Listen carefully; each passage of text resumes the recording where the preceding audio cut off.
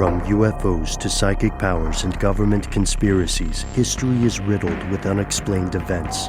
You can turn back now or learn the stuff they don't want you to know. A production of iHeartRadio.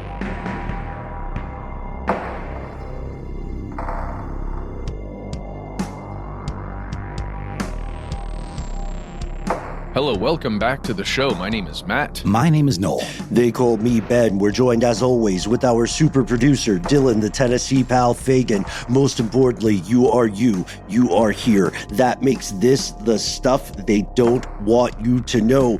It is time for some strange news. If you are listening the evening this program publishes, welcome to February 17th. This is the week of our big show at National Sawdust in Brooklyn as part of On Air Fest. So get over that way if you are interested. I can't believe it's coming up so soon. Oh, it's crazy, but it's going to be a good time. Make sure to get your tickets. It is a separate ticketed event from On Air Fest itself. So you can check that out on the On Air Fest website, or I believe at National Sawdust's website. You can just show up at the National Sawdust and say, "Let me in to see stuff they don't want you to know." Just say you know Ben. He'll come for you. You might have even better luck. I appreciate that, Noel. You might have even better luck if you say you're there to see our special guest, Justin Richmond, who is classing up the show with us. From Broken Record, you may know the show. Mm-hmm. The podcast, the music podcast featuring Malcolm Gladwell and Rick Rubin on the Pushkin Network. Really great source for all things music. And we're going to talk about some hidden messages in your favorite records with Justin, among other things. It's going to be fun. There's going to be live modular synth music, and we're using this immersive sound system that National Sawdust has to have a really good time with some immersive audio. So check it out. It'll be a good time. And we're also crossing the borders of fact and fiction, conspiracy and speculation. Yes, enough with that. If you want to hear more about it, please come join us. In the meantime, guys, I thought we could kick off tonight's strange news by, I just want to share with you my favorite headline I read this week. You ready? Do it. You probably already saw it. Okay. I didn't actually. That surprised me. Okay, here it goes. Man claimed he was warming up his chicken in a sauna after becoming aroused by pool jets. A lot going on there. Wow. It just keeps unfolding. Yeah. So wait. Yeah. First of all, that's not what a sauna's for. And what does the chronology of, I mean, okay, you're aroused by pool jets. We don't kink shame here, but what does the chronology have to do with eating it? Was he just like one of those bacchanalian type folks who just loves to have the juices drip down their chest when they're, like in that hot tub sketch Will Ferrell does on SNL? And is it actually chicken that we're talking about? Because I hope so. That is great question. Great question. It is indeed a chicken. Okay. Now, bringing a snack into an unusual place is something that's happened to a lot of people. We're from Atlanta. We've seen plenty of I've seen plenty of people try to be slick and sneak a rotisserie chicken into the movie theater. Everybody knows spaghetti.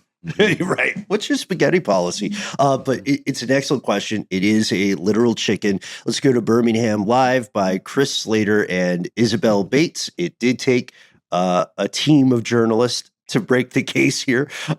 We're traveling over to the UK, at the Tom Husband Leisure Center at Salford University.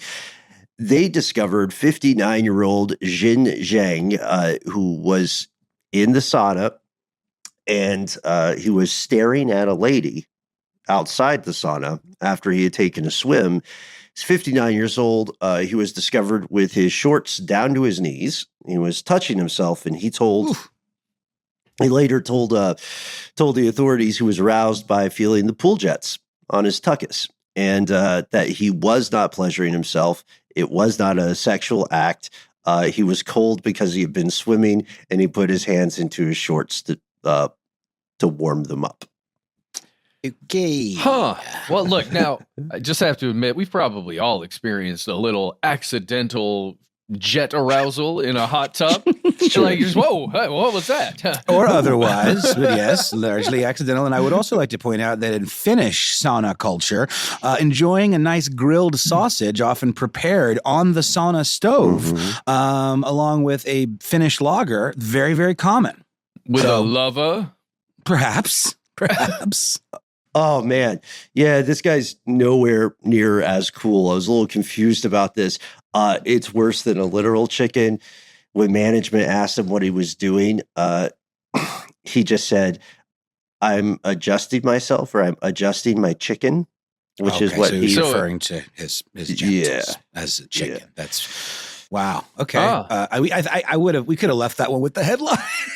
Yeah, but no stone left unturned. That's what strange bone news left is. unturned. Am I right? No chicken left uncooked. Oh boy. So we are going to learn about some stuff on the edge of science fiction. We're going to learn about some Fatbergs, some droning, an ongoing Bitcoin saga, and much, much more. But before we do any of that, what about we pause for an ad break and then get to a heist? Mm-hmm. Yay. And we have returned. Over $1 million worth of olive oil has been stolen from a Montreal trucking company. Finally. Yeah. Finally. No, the time has come. I said that. We love a weird food heist. Didn't we talk about an egg heist last week? More than 100 pallets of olive oil worth over $1 million were stolen. According to the Montreal police, a transport company was sending product to a client. It was supposed to arrive early February. It didn't show up on the 3rd or the 4th. The people waiting for their olive oil fortune reported it to the cops on February 5th. It is missing in transit, and we know that there are some CCTV snaps of what looks to be the possible oil thieves. We're really just mentioning, there's not too much at this point yet. We're really just mentioning it because we love a heist. We are stands for heist. So let's do a couple of fun ones. There's much more important news that we'll get to. We'll get to here in listener mail. But you may have heard, fellow conspiracy realists, some scuttlebutt about a politician who has not only proposed that we buy Greenland, we the U.S., not only backed up President Trump there, but additionally said, you know what, while we're at it, when we acquire it, we should rename it, not Greenland, but Red, White, and Blueland. Did you guys hear about this? This is a joke, yes. This is not I thought a it joke. was as well. Yep, I thought it was too. No, it is not. Okay. Yeah, this one comes to us from our home state of Georgia. The Representative Buddy Carter of Georgia introduced a new bill to Congress this week aiming to rename Greenland to Red, White, and Blueland. Blueland being all one word. This is a real thing. It is H.R. 1161, Red, White, and Blueland Act of 2025. Now, before Google officially renamed the Gulf of Mexico to the Gulf of America, I would have said this was an Onion article. I would have said this was a clear prank. Yes, as would I. How do you introduce something like that as a serious matter? I don't understand. This is like Bodie McBoatface type stuff. Mm-hmm. Yeah. Here's what Carter said in a statement on Tuesday. He said, America's back and will soon be bigger than ever with the addition of Red, White, and Blueland. President Trump has correctly identified the purchase of what is now Greenland as a national security priority, and we will proudly welcome its people to join the freest nation to ever exist when our negotiator-in-chief inks this monumental deal. Here's what I think's going on. I am certain that Representative Carter, whether or not you support him, I'm certain he doesn't genuinely believe that this bill will pass or maybe garner enough support in larger Congress. I think instead it is meant as a political signal that he supports the new administration. That's what I think the win is. Yeah. Yeah. I will say, though, that Red, White, and Blueland certainly would be an appropriate name for a America-themed amusement park, So it's not all bad.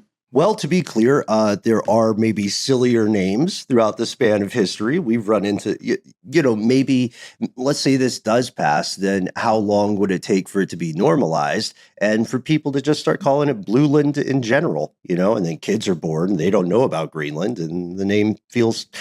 That's my question. Does it feel silly to us now because it's objectively a silly name, or does it feel silly just because we're used to Greenland? Greenland was always kind of a bit of a misnomer in and of itself, right? Because it's like Iceland is more green and Greenland is more icy or something. I can't remember. There was always something. The old conspiracy. Yeah. That's right. Yeah. Mm-hmm. Yeah. So, folks, please let us know your thoughts. Maybe the name is awkward because it's red, white, and Blueland. So that's an odd agglomeration of names. There's some stuff that we can't get to that hopefully we'll explore in a listener mail program later this week. There is a plague of rats. That's true. Laying waste to cities thanks to climate change. There's a new overly prolific sperm donor that's made the news. So check out that story. And maybe this is a good segue to another conversation we're going to have later in this program.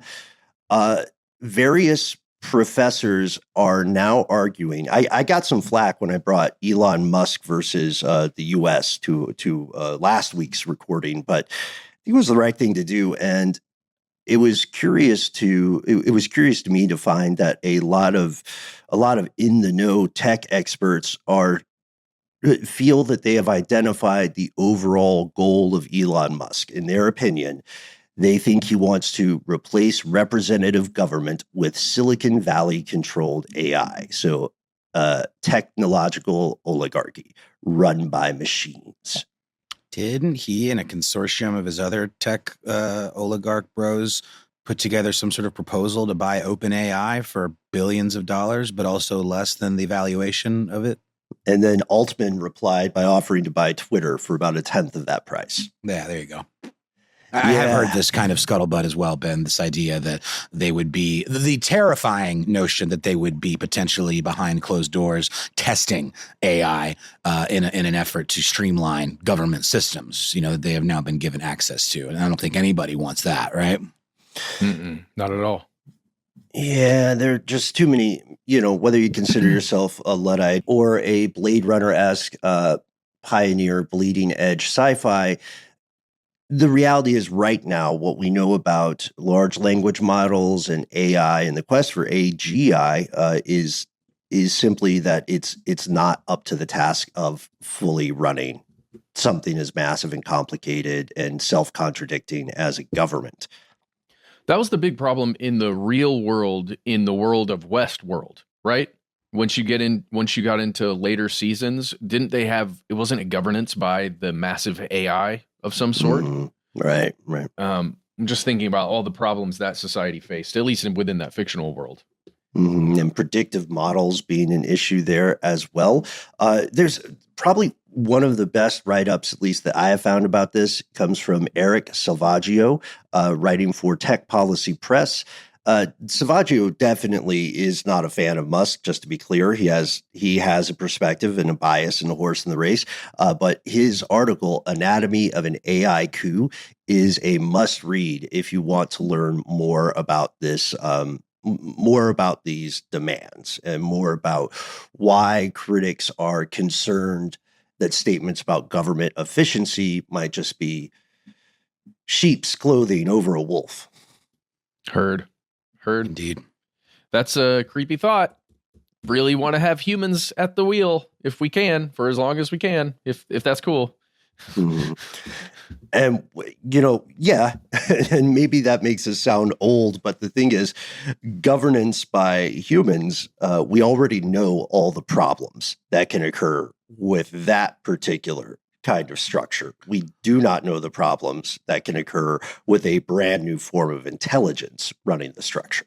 Well, for my 2 cents, I guess. I'm certainly not opposed to AI as a tool, with eyes wide open, using it for, certain things that maybe aren't nearly as high stakes. But I really resent and am sort of offended by this tech bro move fast, break stuff mentality that just doesn't seem to take into account like the ramifications on literally the entire world of just shoving this stuff through because they think it's neat.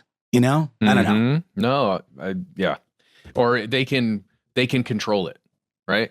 Maybe if I build it, I can control the thing that then runs everybody. But that's the thing too, right? Like, think of, I know I probably overdo analogies, but thanks to everybody who writes in if we get one right. Think of the film Snowpiercer. Spoilers for Snowpiercer. 3, 2, 1. Spoilers.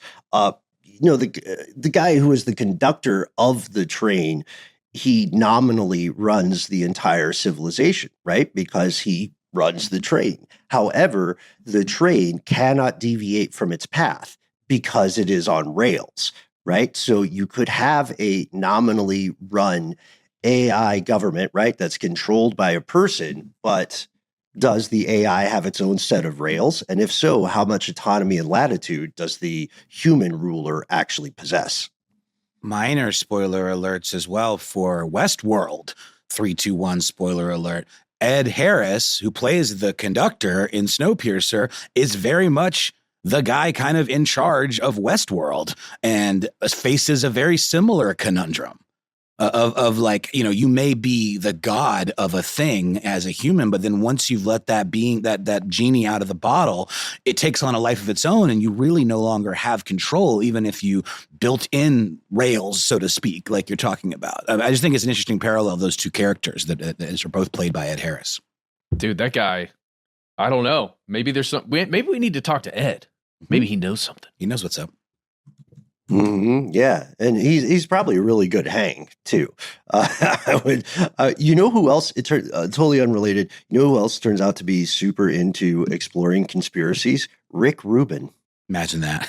I had no idea, but apparently it makes sense. Apparently, so Rick, if you're listening, come hang. And there's so much more to get to, including some updates, some of which we mentioned on the ongoing weird thing with eggs in the United States. Will it expand abroad?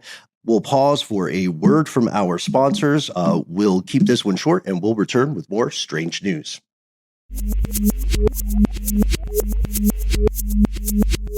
And we're back. Guys, this is going to be rapid fire update time. Here we go. Start your engines. Pew, pew, pew. Everybody remember that guy, Eric Adams, mayor of New York City, we've been talking about over and over and over and over again? Huge in Turkey. Really big in Turkey. Well, guys, the new acting deputy attorney general, Emil, I think is how you say it, Emil Bove, B-O-V-E, has ordered federal prosecutors in New York to drop the corruption charges against Eric Adams that we've been talking about. The order is for all the charges against him to be dismissed. And the dismissal is, quote, without prejudice, which means charges could be refiled in the future. But for now, go away, charges, says the acting whatever attorney general. Interesting, right? Feels a little weird that corruption charges would just go away like that. It seems like there's a lot of stuff that was going through the courts that is just kind of dissipating into nothingness as we speak. This formal dismissal would have to be filed in a court by the same prosecutors that originally filed those charges out there in the Southern District of New York. And a motion to dismiss the whole thing would have to be reviewed by a judge and, approved and everything. But the reasoning here, guys, is that the indictment of Mayor Eric Adams in September of last year came too close to the mayoral primary in June, and that it limited his ability to aid President Donald Trump's crackdown on immigrants and to fight crime. Oh. So a political maneuver. Or a greater good argument. That's exactly what it is. A greater good argument for the folks who are now in charge. So the same person, Bove, said Eric Adams' case would be reviewed by a new Trump-appointed U.S. attorney after the general election for mayor in November. So there you go. Just it's all in who you know, right? And And, I mean, this is maybe stating the obvious, but I just think, corruption should be considered corruption. You shouldn't get a pass just because it's inconvenient for somebody else. But it would appear that we are moving more and more into a 1984-esque, model of truth where, like, you don't know what you think you know, says the powers that be. Just because you think something is a certain way, it doesn't make it true, even though if you know it to be true. And I find that mind-boggling, and it really does my head in. I'm fully with you on that. I do feel like this kind of thing happens no matter who's elected to whatever office, right? It's true. The friends or the people who are political allies get a little pick me up from the folks that get in. So it's quid pro quo, and we need to stop for a second and check in on this. It's no secret that the Department of Justice has met with a lot of controversy in just a few weeks right now, especially. I'm thinking about what have been portrayed as like a conspiracy of reprisals. The Justice Department has fired 12 officials who had investigated Trump activities, some of which were related to the previous administration. And then I think it was the acting attorney general of the DOJ right now, James McHenry, has sent out termination letters that are kind of speaking to that quid pro quo that I'm getting a spidey sense about when I hear the Eric Adams stories. McHenry says in the termination letters for officials investigating some aspect of Donald Trump's companies or previous administration. He says, look, I don't believe you can, quote, be trusted to faithfully implement the president's agenda because of your significant role in prosecuting the president, end quote. So I have a question there. Is that logical, or is that a rationalization to punish people, or both? Well, you're not... Folks who have already been engaged in actions that view, let's say, person A as a potential criminal, right? You're investigating this person for criminal activities. You're not going to view that person as an objective, actor for other things that person is doing, right? If you have been actively investigating that person. So I can see the logic. It is unfortunate that there is no form of objectivity when it comes, or thought of objectivity when it comes to someone who is in that prosecutorial role. I don't know if I said anything correct. Yeah, nailed it. Yeah. But it's a freaking weird situation, I would say. Yeah, that's the pickle too, right? Because is this a straight up quid pro quo transactional relationship now that the DOJ is sort of brokering, or are they still just doing their job according to, their mandate, which makes them historically super unpopular, by the way, with powerful people? Well, yeah. And it is putting the attorneys general against the district attorneys, they like the acting U.S. attorneys in the different districts. In this case, it's the acting deputy attorney general versus the acting U.S. attorney for the Southern District of New York versus all these other prosecutors in all the other districts versus the Department of Justice itself. And it's all infighting and chaos. And again, I think the whole thing goes back to that, maybe some of the strategies we've talked about. Make the whole thing chaos, so every good thing seems amazing. Oh, God. Yeah. Create the problem that you purport to solve, right? Yes. Yeah. Fascism 101. The mongoose and the cobra. You guys. Yes, exactly. Who's going to win? It's usually the mongoose. Well, no, there was that whole I'm sorry, it wasn't mongooses, it was rats. Cobra there was effects. a thing in India. Yeah, the Cobra effect, where in India there was a massive rat problem. And in order to deal with it, somebody had the harebrained / genius idea of releasing a bunch of cobras, which led to them eating and killing the rats. But then it led to them having a cobra problem. There you go. Yeah, that's all.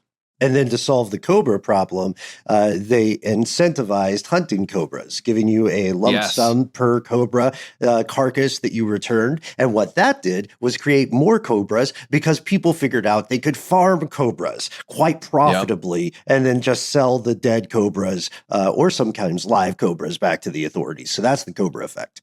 And then Totino's Pizza Rolls comes in, and it's like, what is happening here? Totino's Pizza Roll, the Cobra of the frozen food aisle. That's right. What's the alien's name in that commercial? Chasmo. So funny. If y'all haven't seen that, it's so good. It's really, there's also like an uncensored version where Chasmo's eyeball pops out and rolls across the floor and Totino's leaned right into it. They posted it themselves, but apparently the Super Bowl and standards and practices did not approve that one. Oh, yeah. Guys, we got to keep moving. Rapid fire here. Remember that guy, Luigi Mangione? Yeah. Yes. Guy. Okay, well, we talked about how there was some funding going on for him for his legal fees and all of that stuff. Well, we've got a bit of an update. The legal fees were flowing in. There was originally a Give, Send, Go fund for him. That's a service or a website, Give, Send, Go. And there was a goal of $250,000 set for Luigi Mangione's legal fees. They smashed through that really quickly. And now it has been capped at $500,000. And today, as we record, it is sitting at $359,922, at least the last time I checked the website. Is this like a GoFundMe? Mm-hmm. When we say capped, does it mean it cannot exceed 500K, or does that just mean like that's their stretch goal? That's the goal. The goal is 500,000 right now. Surely it can become much, much huger if they wanted to. But it is just nuts because the reporting that came out recently was that donations had kind of topped off and slowed down a lot for Luigi's funds, and now they're going back up like gangbusters.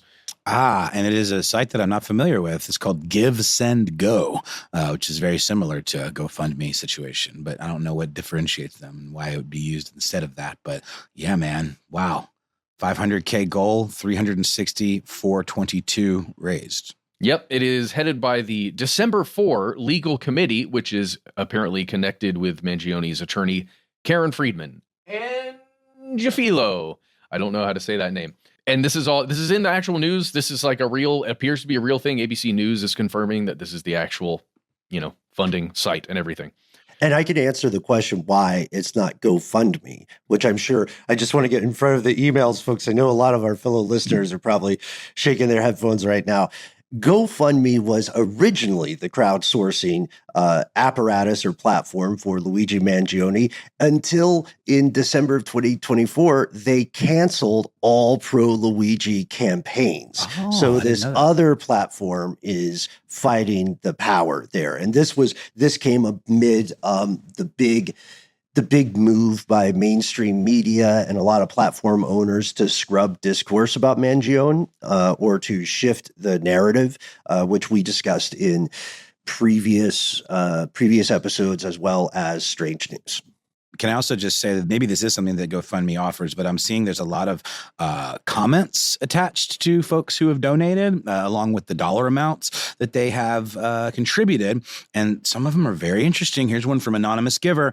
Jury nullification refers to a jury's knowing and deliberate rejection of the evidence or refusal to apply the law, either because the jury wants to send a message about some social issue that is larger than the case itself, or because the results dictated by law is contrary to the jury's sense of justice, morality, or fairness. Team Luigi. Nothing more need to be said. Freedom for all. Those the system has failed miserably. If we keep this is another one, we keep this momentum, we could easily be the biggest fundraising campaign on the site. Free Luigi. We need to make a change. Good luck, Luigi. Luigi for president. Eat the rich. Those are all different ones. Just, yeah. Hey, and speaking of eating the rich and the rich in general, remember a company called Bayer, Bayer? Oh my God, I love Bayer. The aspirin folks, right? Or whatever. Acetaminophen. All the chemical folks. That's right, of course. They make this other thing called Roundup. Remember this? Great. Yeah. Roundup Ready or whatever, all that other stuff. The weed killer Roundup specifically. Well, we've talked before and very recently about how their product Roundup appears to be causing cancer, at least according to scientists who are studying the stuff, who are not directly hired by Bayer or paid by Bayer. And, Bayer is fighting back, you guys. All right. There are protesters all over the place in Iowa, especially outside the Iowa Capitol building, this Monday, specifically as we're recording this week, because there is legislation being proposed there in Iowa at the Capitol building, as well as in 7 other states, that would protect pesticide companies like Bayer from claims they failed to warn their customers that their product causes cancer because, this is what this legislation says, because their labels on their products complied with the U.S. Environmental Protection Agency's regulations. So what they're saying is, what this legislation is saying is that Bayer and other companies who make these weed killers that do cause cancer put on their labels the stuff that the EPA required them to. And one of those requirements is not, this may cause cancer. Right. So the question isn't the science then, it's the amount or the threshold of legal compliance. And That's exactly right. Okay. And these grassroots activists, whatever. I'll take the applause. I'll take the check for that one. Get it? Grassroots pesticide? Whatever. I love it. Well, yeah, the people who are saying, hey, this is the right legislation. Bayer didn't do anything wrong. But you've also got protesters who are saying, what the heck, guys? Bayer definitely did something wrong. And then you get signs and they're all like, no, you're wrong. So this reminds me of a previous episode, Matt. Do we know if whether Bayer is paying the pro-Bayer activist? Or pro-Bayer protesters? I do not know. I know they're paying the firms essentially that are on the PR side that are working to fight against this. And it is legal to do that. It's very ethically fraught, but it wouldn't be the first time large companies or even political groups have paid people to be sort of AstroTurf protesters. Yes. And let's jump really quickly to AP News. This was written on April 16th, 2024, so a while back, but specifically back then when we were talking about Bayer, it discusses how there are about 167,000 legal claims against Bayer, and specifically Roundup at that time, last year in April. They've settled several of those, but they've lost several others where there are huge judgments. We talked about one, I think it was $10 billion that was awarded for plaintiffs against Bayer because of this whole Roundup cancer thing. And then you jump to now, and there's still a ton of these lawsuits. So basically Bayer is attempting to say, hey, none of these lawsuits are worth their salt anymore because of this thing, right? We didn't do anything wrong according to the EPA regulations, specifically for our labels. Yeah. Which I'm just saying again, and far be it for me to accuse anybody of conspiracy. It sounds like a really weird and specific hair-splitting legalistic point for people to get organically fired up about, such that they would go protest. You know what I mean? Yeah. Like I don't see Occupy EPA warning labels taking a big move in this direction. Exactly. A couple other stories coming out that are worth your time to check out. There is a weird one that CNN Science reported on about the shape of Earth's core and how it is changing and altering. And then it connects back to previous reporting, again, kind of like that last story, reporting for 2024 that talked about Earth's core slowing down its spin compared to the spin of the exterior of the Earth that we experience. You know, that's how we get our days. But the Earth's interior core seems to have slowed down and is now rotating the opposite direction that Earth is rotating.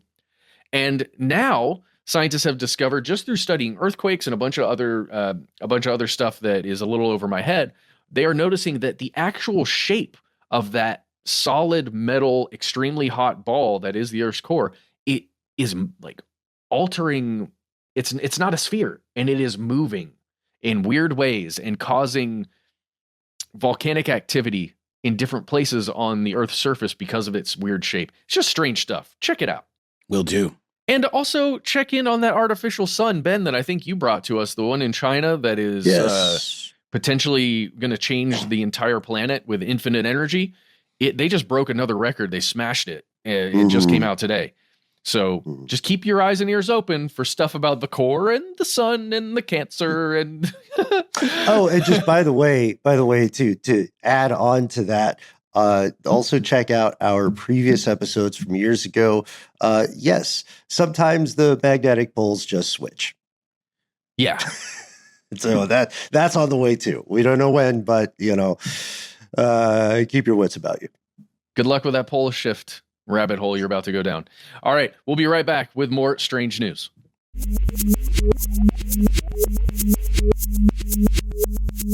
And we have returned with more strange news.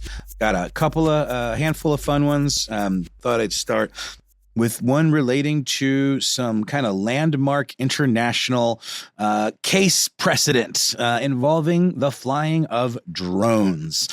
Dateline, Sweden. Man convicted of drunk driving a drone in Sweden's first case of its kind. Ben, have you heard about this one? This one is new to me, Noel. And I think the first question everybody has, just to clear things up, I'm pretty sure I know the answer.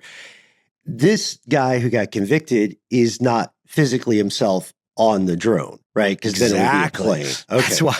That's why this is important, Ben, because this is a first of its kind case in terms of the penalty imposed on a 54-year-old Rättvik man, which is a town in Dalarna in central Sweden. He was at a classic car event flying a drone in a temporary no-fly zone, and police flying their own drone that was monitoring the event happened to notice this invader, this electronic invader.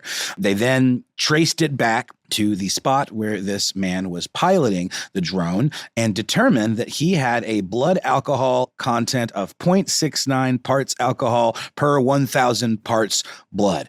I've never heard it quite put that way. Maybe this is a Guardian piece, by the way. So maybe, I don't know, Ben, is that the same way we measure blood alcohol content here? Yeah, you could. It's the same concept, but it's not the same threshold. Didn't think so. So that makes sense why it's a little unfamiliar to me. So under Swedish law, anything above 0.2 parts alcohol in 1,000 parts blood, I don't know why I think that's funny, it's just very specific, is punishable for DUI. 1.0 is a mega serious crime.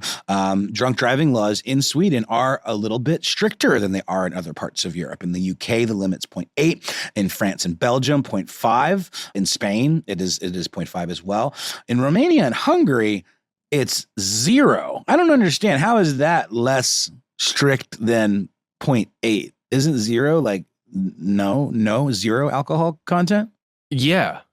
Right? Mm-hmm. Sorry. Maybe it just requires a little clarification. But they do point out in this article in The Guardian by Miranda Bryant, who is a Nordic correspondent for The Guardian, that Swedish law is a little bit more strict than other parts of Europe. However, the paragraph referencing those different blood alcohol levels ends with, in Romania and Hungary, it is 0. It seems like Romania and Hungary would be the strictest. Yeah, that seems like it might be possibly a typo. It does seem that way. Nope. It's a comparison. Any blood alcohol at all over, like, just the tiniest drop, don't take your Robitussin or whatever. Yeah. That is a crime. Romania and Hungary, serious business. They did determine, again, that this man had a 0.69 parts alcohol per 1,000 parts blood. He admitted to flying the drone. He claimed that he did not fly, later on, claimed he didn't fly the drone under the influence, and he actually blamed a friend who wasn't present when the police arrived. He was fined 32,000 Swedish kroner, or 2,341 pounds or euros, to be paid across 80 days daily, with daily allotments of 400 Swedish kroner, or about 29 euro. The big deal about this is that they imposed the same penalty on this dude who was flying a remote-controlled aerial device as they would if he were driving an automobile or, a scooter, some other kind of road-faring vehicle. Jenny Holden Nystrom, who's the prosecutor, told SVT, which is a Swedish broadcaster, "I have not seen a case like this before. I am satisfied with the verdict." Karen Holment, who is the district court president, said that they chose to apply the same punishment scale as it would for drunk driving to the drone case because, quote, "it is an aircraft, even though it is flown by itself, it is controlled by someone down on the ground and can fall from a high height and injure someone," she said. I'm behind all of this, guys. I think it makes a lot of sense. You can wreak a lot of havoc even if you're sober and flying a drone, let alone if you are under the influence. I think this is a precedent that maybe should be adopted elsewhere in the world. Yeah, it makes sense because you can, even if you yourself are not in the vehicle or in the device, you can create a crash. You can make a collision. There's a reason drones are such a huge part of warfare. And 100%. with economy of scale, they're going to continue to become more sophisticated and more affordable. So regulation, or further regulation, I should say, is inevitable. It has to be on the way. And potentially larger, wouldn't you say? I mean, like the type of drones that we see in warfare are the size of, like, you know, a small aircraft, a very small aircraft, but they are much larger than the consumer drones that we see. And as we know, technology that the government and the military gets first over time does seem to inch its way into consumer availability, right? Mm-hmm. Yeah, absolutely. We know that we'll see early adopter behavior play a huge role in what kind of laws get made for the rest of us. So just like with any other technology rolling out, it just takes a few knuckleheads to ruin it for everybody else, right? And this guy was being a little bit knuckleheaded, especially with the story of the invisible disappearing pilot friend. That That's like I think you had to have a few drinks to think that one was going to work. Isn't that also very similar to, like, if you're drunk driving and you've got a passenger who's sober trying to switch seats at the last minute to fool the coppers? Yeah, but at that point you have to wonder, like, why wasn't that person driving in the first place? Right? That is a very, very good point, Ben, but we know humans are very interesting and complex creatures and often quite idiotic ones as well. This is very interesting. There's another article about this on The Independent by Jane Dalton, man fined for drunk driving drone. I love drunk driving drone in Sweden. It does point out that very few countries have outlawed drunk drone driving. But Japan, in a forward-thinking move, as they are wont to do, did this way back in 2019. So that's pretty interesting. And I feel like this case may well be noticed by other countries and adopted, as a precedent. It just makes sense because we know drones are always in the news for nuisance type behavior. And this just kind of adds maybe another layer of protection, to regular folks who might be being menaced by drones. Right. And then we'll see later iterations of regulatory policy come out, like the kinds of licenses you may need to obtain when there are larger drones that are more affordable for people. Do you have something like the equivalent of a drone trucker license? Exactly. When drone deliveries become, or if they become a normalized thing, then you would have to have a license to operate that commercial drone in that way.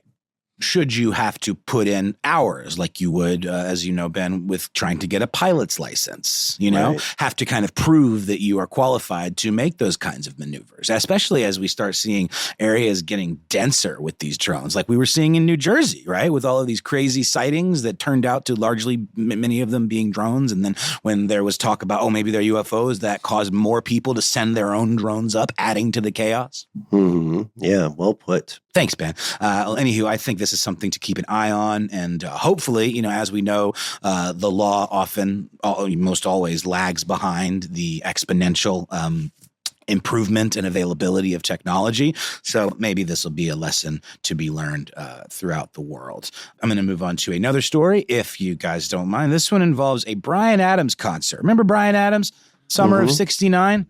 Oh, He yeah. also recently did an interview, I think, as he's doing this tour, this kind of like legacy, nostalgia tour, where he said to an interviewer that the song Summer of '69 is actually about doing the nasty. It's about like the sex position. What? Not the year. It was the summer where all he did was '69, baby. I see. Dude. Guys, yeah, he's definitely big upping himself. Maybe he was being coy, but there certainly are some interludes implied in that song, which I have to say, there was a fabulous headline that summed this whole thing up, the story here, and that came from the website rte.ie. Plumber of '69 Sewage blockage halts Bryan Adams concert. In Perth, Australia, a series of Fatbergs, which we've talked about before and we'll talk about outside the context of this story. These are, of course, fat, grease, toilet tissue, rags, all built up into this kind of whole other thing that can cause massive chaos in sewer systems. So these massive Fatbergs created a huge blockage that caused a sewage backup in Western Australia. The Canadian singer-songwriter Bryan Adams concert was set to take place at a local arena, and the organizers, the proprietors of the arena, shut it down while people were already waiting in line to get in due to what they referred to as the risk of sewage backing up within the venue's toilets. Actually, that came from the State Water Corporation. They said that their crews were working to clear the blockage of fat, grease, and rags, which has caused several wastewater overflows at properties. This came from a statement. According to the Water Authority, the blockage could not be easily dislodged, and venue management took this information very seriously and made the tough call to cancel the Bryan Adams concert. This was, of course, very disappointing to the Bryan Adams fans. Set to attend Bryan Adams' Roll with the Punches tour as it made its way across Australia. Unfortunately, the venue was not able to reschedule the concert. I imagine and hope that concert goers would get a refund wherever they made the purchase for those tickets. And yeah, we'll call it a day. But this caught my eye, Matt, because you've been teasing us with a story for weeks now that you keep holding back on. And it's this idea that somewhere in the world, I want to say in the UK, these Fatbergs, these absolutely disgusting, massive globs of congealed grease, cooking products, and other waste that are often kind of Rat King style, held together by wipes and rags and toilet tissue, and can cause all kinds of chaos in municipal sewer systems, are actually being used like, what is it, ambergris or something? Like that disgusting whale, fatty goo that is such a sought after material to make perfume. What is the deal with that, Matt? I've got to know. Dude, it's even cooler. Yeah, I do apologize, guys. This story has been stuck in the pipes for a long time. Spit take. Hey, this is...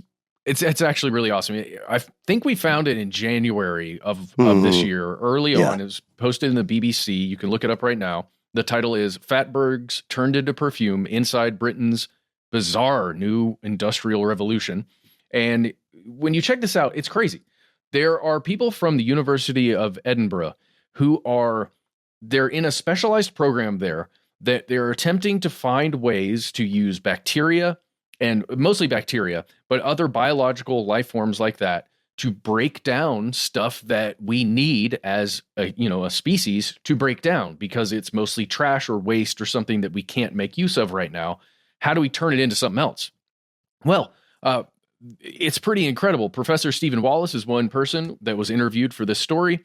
He specifically and his team take these Fatbergs, apply bacteria to them, and the bacteria breaks the Fatberg all the way down into this chemical that smells a bit of pine, like a lovely pine smell. And then you can sell that product to somebody who is either making a perfume or is attempting to, let's say, scent their other chemical products, right? So like, think about something as simple as Pine Sol, which is was for a long time a popular cleaning product here in the United States.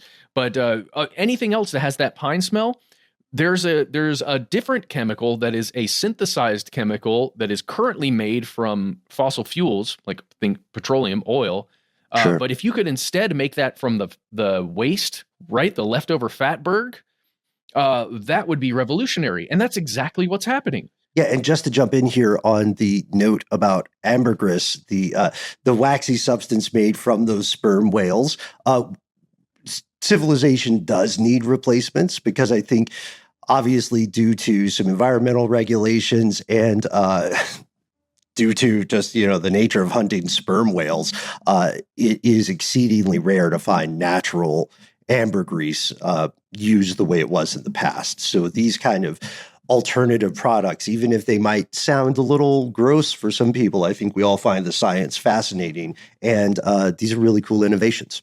Oh yeah, come on! If you could find the stuff you need to smell good in a Fatberg, great, because ultimately it is just it's a biological process breaking down a chemical into a different chemical. There's a little chemical change going on there. But it's also being done on plastics, you guys, to break them down to make stuff that smells like vanilla. Like, think about that. Instead of recycling the way we know recycling to be, what if you just break down those plastic bottles into vanilla that you could then put into, again, think about how many candles have vanilla in them somewhere, right? Sure. I mean, I guess it reminds me of like kind of repurposing gray water, for example, or, we've talked about how certain types of gray water may well be able to be purified. I can't remember what municipality was doing this, but there was some work being done to figure out how to do that. And there was just what was referred to often in the reporting as kind of the ick factor of it all. This, I think, would carry a very similar ick factor. Like, is someone really going to be cool with using a product to make them smell good, putting it on their body that came from a giant greasy ball of fat and poop and toilet paper? Mm-hmm. I mean, I would like to think that people could see the greater good and get their heads wrapped around it. I think I certainly could. Yeah, if the end product is just in a little vial or something, especially if it's used in industrial things, the end consumer never sees that stuff, right? You just know, oh, it smells of vanilla or it smells of pine. So I think the ick factor kind of goes away because we don't have any ick factor thinking, oh, that pine I currently get in the candle or in the whatever it is I'm using at home, that came from the stuff that I put in my car, pretty much.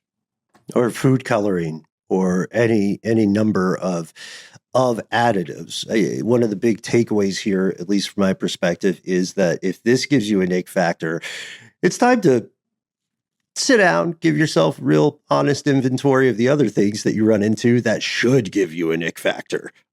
Much more so. You know what I mean? But be careful when you open that door, folks. It's the equivalent of having a UV light with you at your next hotel room. Or hell, even like factory farming and stuff, and like the way the conditions in which chickens are kept, and beef and things like that. It does seem like people are able to kind of ignore that, but then things like this that actually could help with conservation might be a little tougher for them to swallow. Mm-hmm. There's another thing in this article, guys, that I think would be that kind of tough to swallow thing. There are folks making like designer handbags out of microbes, like that wouldn't require, high-end materials or a bunch of other stuff. You basically 3D print and then sew together a bag that looks like one of these high-end bags, that people would spend hundreds, if not thousands of dollars on. But it's made by a startup like biology company. I wonder if people would actually do that. Someone would do it. There are too many people. Statistically, someone would. For sure. Well, guys, I'm going to keep this one quick because speaking of blockages, I actually have a plumber that just showed up to help me with some leakage from my main sewer line in my garage. So, I'm actually gonna bop out a little early on this one, but I think we mainly got to what we wanted to get to on these stories. So, but I will be back shortly for when we record our listener mail episode. And in the meantime, thank you for tuning in, folks. There's so much we didn't get to. Of course, a big thank you to a lot of folks who had written to me about booby-trapped goggles. We're saving that for our listener mail segment. Tune in later this week. You can find us online. In the meantime, we are Conspiracy Stuff Show on Instagram. We're Conspiracy Stuff on YouTube. We're some derivation thereof all over the internet. If you don't sip the social meds, we totally get it. You can also give us a phone call. Yeah, our number is 1-833-STDWYTK. It's a voicemail system. When you call in, give yourself a cool nickname and say whatever you'd like. Just do let us know within the message if we can use your name and message on the air. If instead you'd like to send us an email, hey, we've got that too. We are the entities who read every single piece of correspondence we receive. Be well aware, yet unafraid, sometimes the void writes back. Send us your ideas, send us pitches for new episodes, send us stories that you think your fellow conspiracy realist should know about, or just send us a nice, how you doing, a haiku, a limerick. We love all of those. Do we really write back? There's one way to find out. Step a little further from the light. Join us here in the dark. Conspiracy at iHeartRadio.com.